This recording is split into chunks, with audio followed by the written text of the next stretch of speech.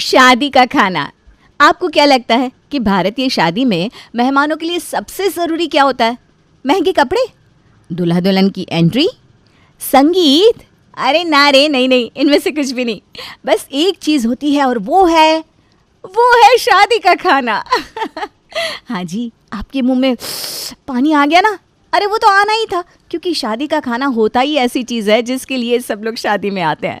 बस इसी चीज़ की डिस्कशन चल रही है हमारे चड्ढा परिवार में। अरे पापा, आजकल वो मलाई कुल्फ़ी बड़ी चल रही है शादियों में। आजकल कोई भी वनीला आइसक्रीम नहीं खाता है। अरे हमारे यहाँ मेहमान आइसक्रीम ऐसे खाते हैं जैसे कि मुखवास खा रहे हैं, प्लेट पे प्लेट लेते ही जाते हैं। इसलिए मैं कह रहा हूँ कि वनीला की आइसक्रीम ही करवाते हैं, वही सही रहेगा। नहीं नहीं पापा, मेरी शादी कौन सी रोज़ रोज़ होनी है। नहीं नहीं, हम लोग थोड़ी अच्छी चीज़ें रखवाते हैं, यही सही रहेगा। ठीक है सानू, फिर ना कहना कि पापा जी शादी में आइसक्रीम ख़त्म हो गई थी जल्दी जल्दी। हमारे तरफ के लोग तो खाना शुरू होने से पहले ही मिठा खाते हैं और खाना शुरू होने के बाद भी। वो सब तो ठीक है पापा, लेकिन हम खाने की कैटरिंग किसको देने वाले हैं? पापा आजकल ना सारा कॉन्ट्रैक्ट थालियों पे ही दिया जाता है। वो अपने अरोरा जी का बेटा है ना, वो इसी बिजनेस में है। मैं तो कहता हूँ हम उसे ही पूरी शादी का ऑर्डर दे देते। हाँ, मुंडा सही कह रहा है। हम पूरा ऑर्डर उसी को दे देते हैं। जितने लोग होंगे उतने का खाना बनवा देंगे। पापा जी, लेकिन शादी में ना एक चाट का काउंटर तो लगवाना ही पड़ेगा। अरे हाँ हाँ बेटा, क्यों नहीं, ज़रूर लगवाएंगे। वैसे तो तुम्हारे बुआ सास भी कुछ कम नहीं है, उसे भी चाट बड़ी पसंद है। अरे जीजी को क्या पसंद नहीं, वैसे तो कहती रहती है मेरे सीने में जलन हो रही है, लेकिन जब खाने की बारी आती है ना तो सबसे पहले उनकी ही प्लेट सामने आ जाती है। अरे जीजी तो फिर भी ठीक है, लेकिन जीजी के पति उससे भी अतरंगी है। पता नहीं क्या ही करेंगे शादी में आकर। अरे पापा जी, आप वो सब छोड़िए, सबसे पहले ये डिसाइड कीजिए कि शादी का खाना बनवाना किससे है। भैया आप कह दो शमशेर को, वो आ जाएगा कल बात करने, फिर देखते हैं वो आखिर क्या कहता है। ठीक है, कल ही उसे बुला लो, देखते हैं वो क्या रेट कहता है एक थाली का। शादी में जितनी डिस्कशन दुल्हन को चुनने के वक्त नहीं होती, उतनी डिस्कशन चड्ढा परिवार में शादी के खाने को लेकर हो रही थी। और इसी को फिक्स करने के लिए अरोरा जी के बेटे शमशेर को शादी के खाने की कैटरिंग्स के लिए बुलाया गया था। पुत्र अब बता, शादी के खाने में क्या हो सकता है? अरे अंकल जी, सब कुछ हो सकता है। बटर चिकन से लेकर आप चाउमीन तक जो बोलो रखवा सकते हैं, बस आवाज़ कीजिए आप तो। फिर तो बढ़िया है। मैं सोच रहा हूँ कि हम पूरी की पूरी थाली रखवा देते हैं जिसमें सब कुछ आ जाएगा, क्यों नीरज? हाँ पापा जी, थाली में नाश्ता, दाल, चावल, मीठा सब कुछ आ जाएगा। अरे तुझसे बिल्कुल चिंता मत करो अंकल जी, सब कुछ हो जाएगा, आप बस हुक्म करो। अरे शमशेर पाजी, चाट भी हो जाएगी ना? अरे परजाई जी, आपके लिए तो स्पेशल चाट भंडार होगा, आप क्यों चिंता करती हैं? पापा जी, फिर तो डन कर दीजिए आप। मुझे शमशेर भैया की कैटरिंग बड़ी ही पसंद आ रही है। अरे हमारा काम ही ऐसा है, एक बार आएंगे बार बार बुलाएंगे। वो सब तो ठीक है, लेकिन इसका कॉस्ट कितना होगा शमशेर पाजी? अरे अंकल जी तो मेरे पापा के दोस्त हैं, इनसे मैं ज़्यादा थोड़ी ना लूँगा। आप ज़रा बता दीजिए लोग कितने आने वाले हैं, उस हिसाब से पर थाली का रेट आपको बता देता हूँ। 500 लोग तो भाई आने वाले हैं शादी में, ऐसा समझ कर चलो। हाँ तो मेरी थाली का रेट 2000 रुपये है। क्या 2000 रुपये पर थाली? ये तो बस आपके लिए अंकल जी, वैसे इसमें ना मेरा कुछ भी बचने वाला नहीं है। इसका मतलब हम 10 लाख बस शादी के खाने पर खर्चा करने वाले हैं? अरे इतने मैं तो नीरज की 2 बार शादी करवा दूं। अब मजाक अच्छा कर लेते हैं। मैं मजाक नहीं कर रहा हूँ, सच कह रहा हूँ। अरे नहीं नहीं नहीं, 10 लाख तो नहीं होगा भाई मेरे से। शमशेर पाजी, आप कुछ सही सही रेट लगवाइए ना, ऐसा मत कीजिए प्लीज़। अंकल जी मैं तो कहता हूँ आप पर थाली के बजाय रसोईया क्यों नहीं बिठा देते? मैं यहाँ 3-4 दिन तक मंडप बंधवा दूंगा, आप उन्हें जो कहते जाएंगे वो बनाते जाएंगे, आप भी खुश, आपके मेहमान भी खुश। आपको बस उन्हें राशन ला कर देना है। बोलो अब क्या कहते हैं आप? हाँ पापा, मैंने भी यही आइडिया सही लग रहा है। हम हलवाई बिठा देते हैं, मंडप लगा रहेगा, गरम गरम खाना बनता रहेगा और मेहमान खाते भी जाएंगे। हाँ पापा जी, जो भी राशन होगा हम वो ला कर दे देंगे, इसमें हमारा खर्चा भी बच जाएगा। क्या कहते हो आप? तो ऐसा ही कर दो फिर। हाँ तो मैं कल सुबह ही हलवाई और मंडप वाले को भिजवा देता हूँ अंकल जी। पापा जी, मेरी चाट मैं आपके लिए बाजार से भिजवा दूँ, आप कहो तो।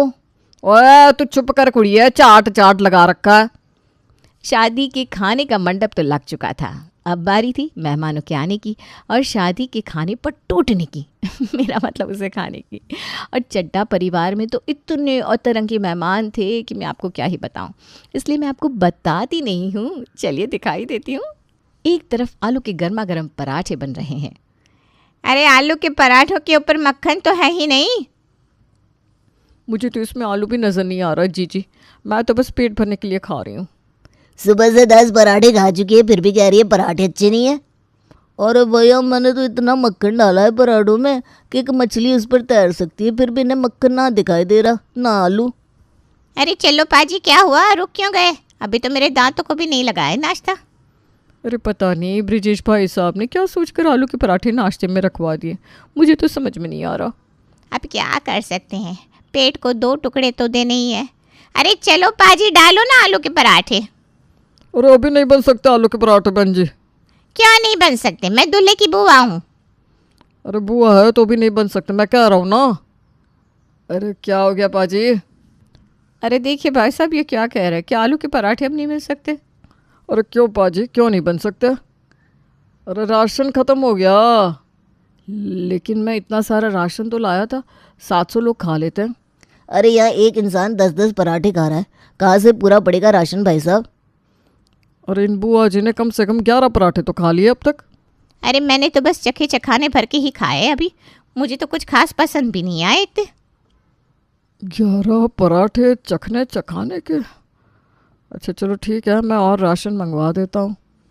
भाई साहब हमारे लिए भी कुछ खाने का मंगवा दीजिएगा, हम भी पराठे बनाते बनाते थक गए हैं।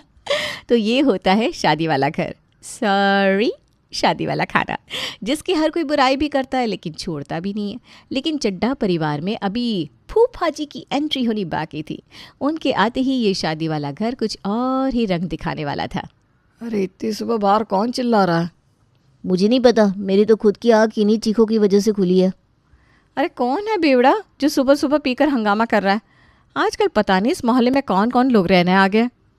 अरे होगा कोई लफंगा आवारा सा, जिसका खानदानी नहीं होगा, इसलिए वो सुबह सुबह हमारे दरवाजे पर खड़ा चिल्ला रहा है।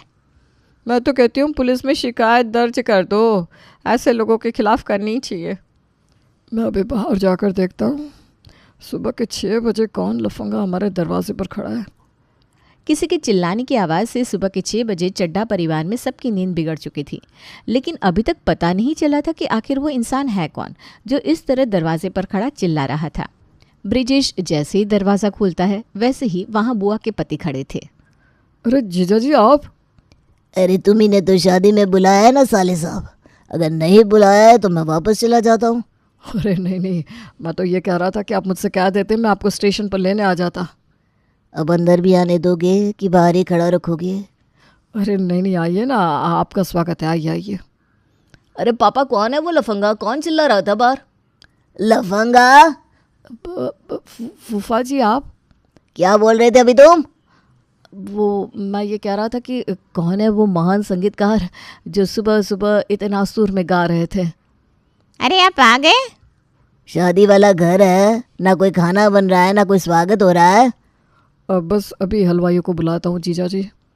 और सुनो, आज नाश्ते में?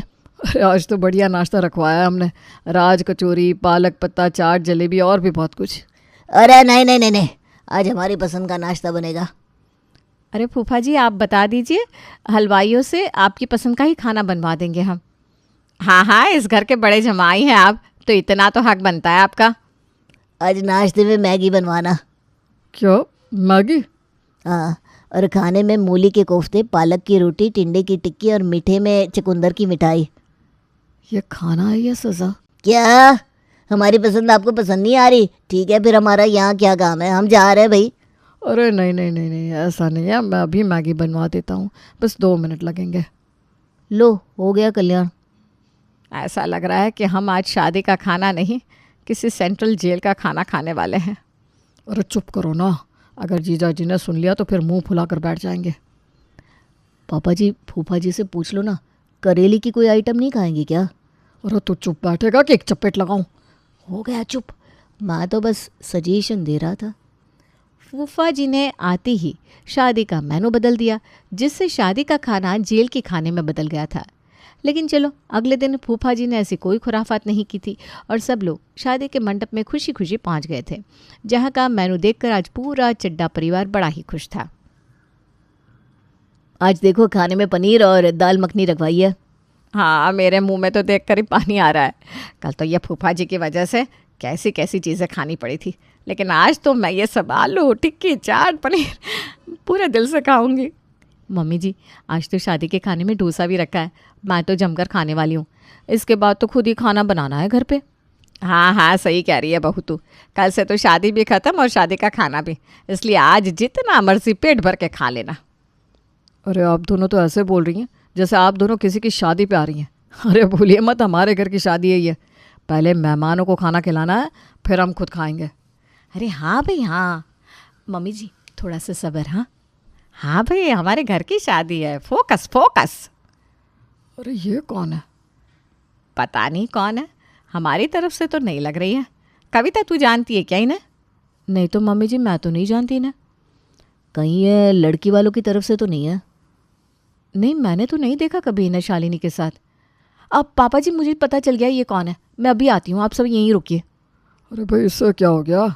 कविता शादी में आई 2 औरतों की तरफ जाती है और बड़े ही प्यार से उनसे पूछती है, आप किसकी तरफ से आई हैं? हम लड़के वालों की तरफ से हैं।